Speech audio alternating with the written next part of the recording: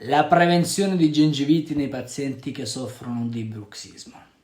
Ciao a tutti e benvenuti alla rubrica dei 100 problemi che lo scovolino dentale risolve. Oggi parliamo di un problema che è comune e che riguarda moltissime persone, il bruxismo, ovvero quel digrignamento di denti, spesso involontario, che può avvenire durante il giorno o molto più frequentemente durante la notte. Se soffri di bruxismo, sai bene quanto possa essere fastidioso. Puoi ritrovarti con i denti doloranti, mascelle tese e nel tempo questa condizione può persino avere effetti sulla tua salute e sulla salute delle tue gengive, aumentando così il rischio di gengiviti.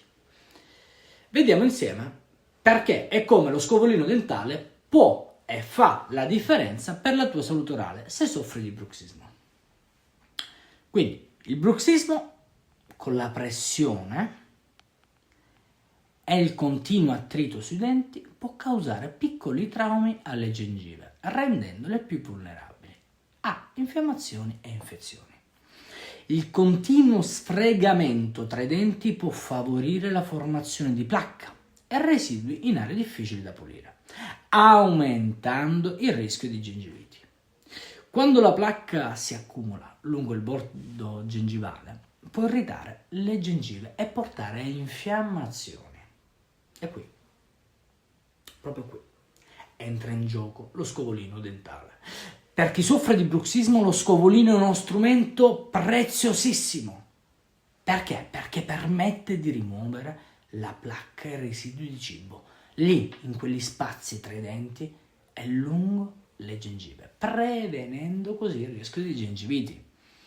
A differenza dello spazzolino del filo interdentale, che sono utilissimi, lo scovolino raggiunge facilmente però aree dove gli altri due non possono arrivare, ok? E garantendo una pulizia efficace senza irritare ulteriormente le gengive. Usando lo scovolino dentale ogni giorno puoi ridurre la carica batterica e mantenere le gengive più sane e forti, contrastando i danni potenziali causati dal bruxismo.